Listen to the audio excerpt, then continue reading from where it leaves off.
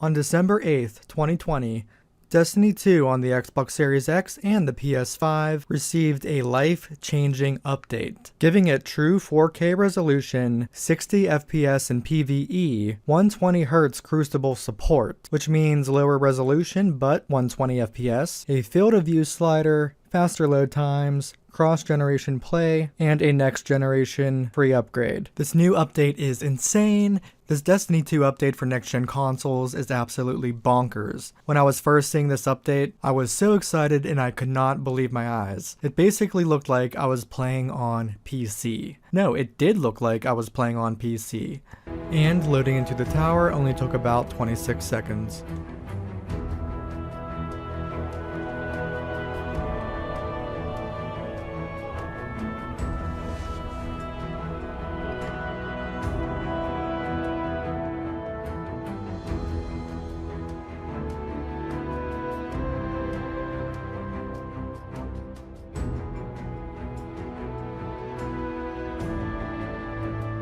Now, I could play this game on PC at 144 frames, but I really don't have anyone to play with on there. I started my Destiny 1 and Destiny 2 journey on the Xbox. In this video for Destiny 2 Beyond Light, I'm going to be discussing this next-gen update, my reactions, other people's reactions, the new video menu for it, the dev update, and much more.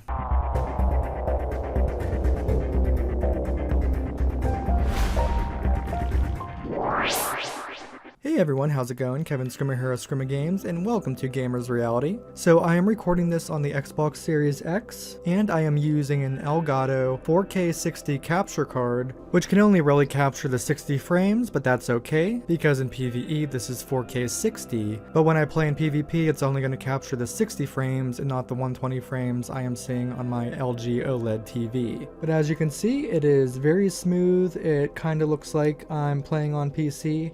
You're not going to be able to see the 4K really, because the video output is going to be 1080p. Plus, I was having some HDR issues with this new update, so I had to turn off HDR pass-through for the capture card, which is fine by me. But let's get into some of the new updates here. So these are the new video settings for the Xbox Series X and PS5. So instead of just screen bounds and brightness, you'll see 120Hz mode, crucible only, field of view, motion blur, chromatic aberration, and film grain. So I clearly noticed the frames per second improvement from 30 to 60. It is like night and day. I also sometimes play on PC, so I know how smooth it looks, and it is so smooth on this TV. And basically when I go into Crucible, the screen goes black a second, it adjusts some settings, and then I'm playing at 120 FPS at a lower resolution.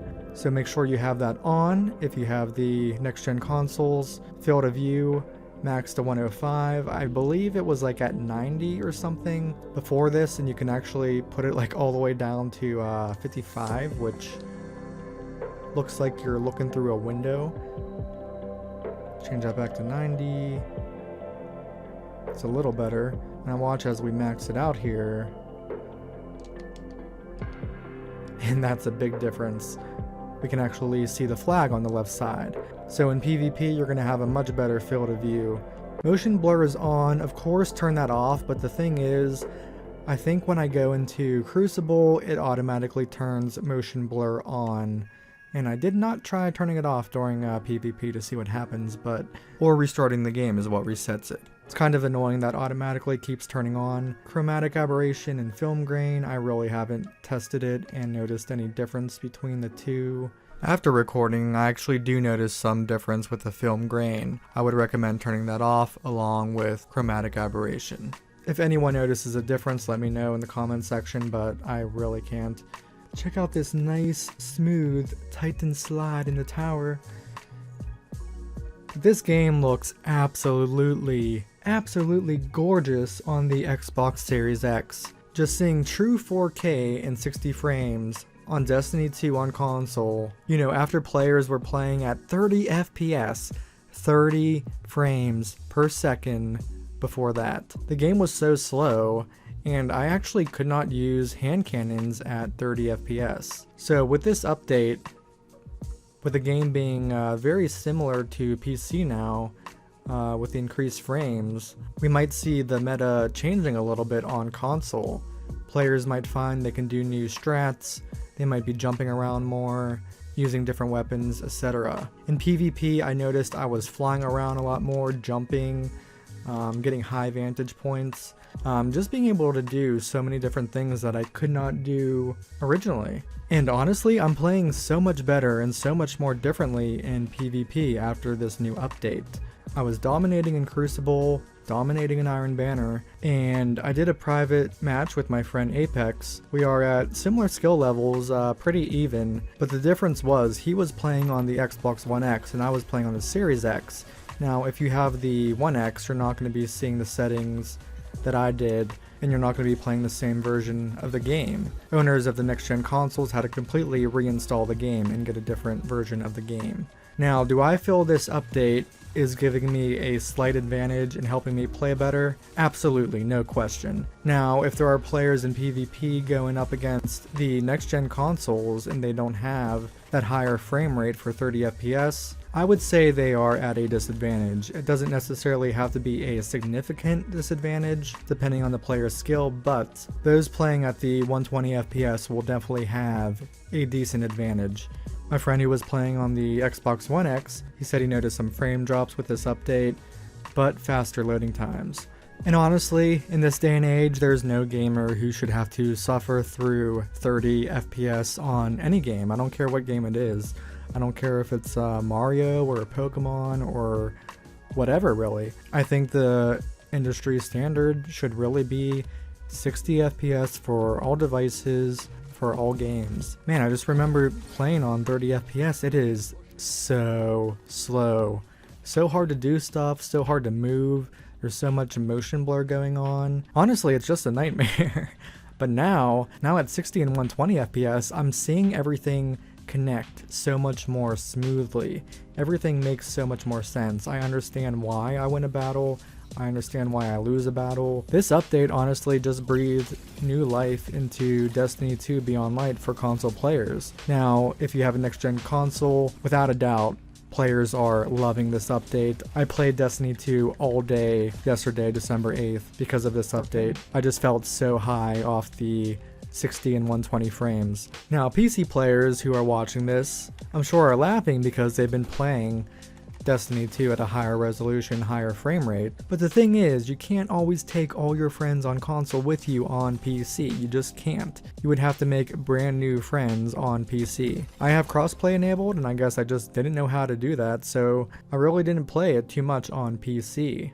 And I know some of my friends who don't have the next-gen consoles or just weren't able to get them are pretty envious of this update. And even if a lot of PC players are playing this game at higher frames, they're not necessarily playing this at 4K if they don't have the specs and monitor for it. So 4K 60 in PvE, this game is absolutely beautiful. It is such a gorgeous game. Even with HDR turned off right now, it looks so good. I'm not sure if there's like some HDR super sampling or imitation HDR going on here as well. Okay, so what we're gonna do, we're gonna go into Crucible private match to show you the 120 frames, or at least the screen flash change. Okay, so there's our video settings. Let's see what happens here. I mean, I might as well record myself playing on PC because that's what you would be seeing. Look at how smooth that is. Oh yeah, I need the hood. So again, what you're seeing is a 60, what I'm seeing on my TV is the actual 120.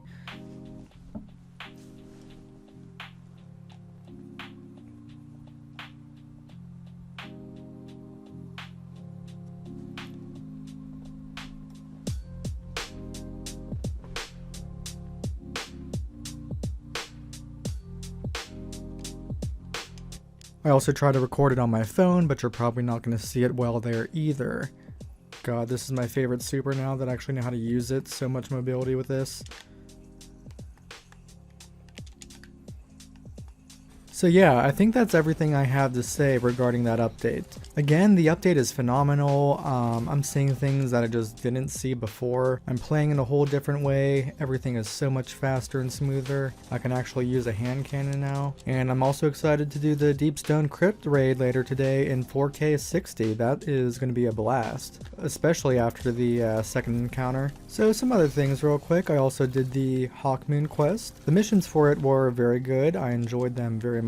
Finding the feathers were the most difficult part. The fact that other Hawkmoons can roll with a random trait is a pretty cool idea. This really makes me wonder if we're going to be seeing either future exotics or older exotics coming with a trait like this as well, or if this is just specific to Hawkmoon. I mean, with the right trait, it can really make an OP exotic even more OP. Regarding the dev update in Season 13, they're adding 6 new legendary weapons to the ritual activities, 2 each for Strikes, Gambit, and Crucible. Nightfall Strikes are getting 3 unique weapons, with the Palindrome, the Swarm, and Shadow Prince all making their Destiny 2 debuts. And if you take on Grandmaster Nightfalls, you can earn adept versions of these weapons. And with each season in Year 4, Destiny 2 will grow the overall power ecosystem for weapons. Bungie agreed that the initial reward pool with this release was just too small. It's frustrating to be a Destiny player and see another player use a weapon that is no longer obtainable in the game. Transmog will be coming with Season 14. DDoS protection for Destiny 2 players on all consoles will be coming in Season 13. I really can't state how huge that is, DDoS protection. I know my team and I were kicking butt in trials, in survival, and a player DDoSed us. I've been DDoSed a couple times actually, and it really ruins the experience because one, I'm streaming the game and people are watching, so I can catch them when they DDoS. Then it kicks everybody off my stream.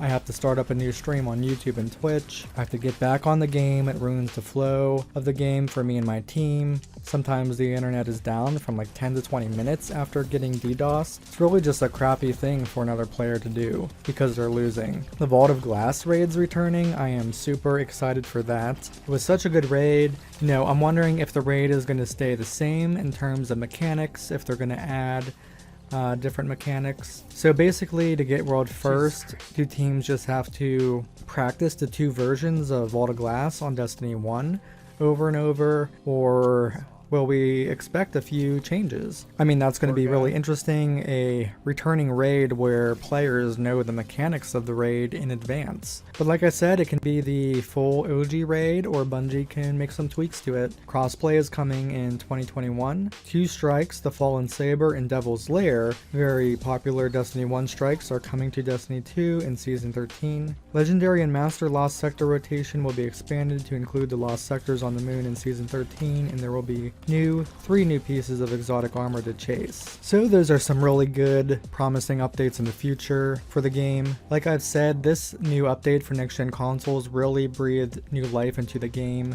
The game is so much more fun to play. I actually look forward to playing this game even more now. Now I feel like there's so much more room to improve in the game in both PvE and PvP. Alright, if you enjoyed the video, please give it a like. It really helps out a lot. I appreciate your support. This will be both a video and a podcast episode, and if it's well liked, I will make more of these. Feel free to comment your thoughts on this new next-gen update for consoles below. And if you're new, feel free to subscribe. You can catch more videos and other gaming content in the future, and I do stream Destiny 2 Beyond Light. As always, thank you so much for watching, and I will see you next time. Peace.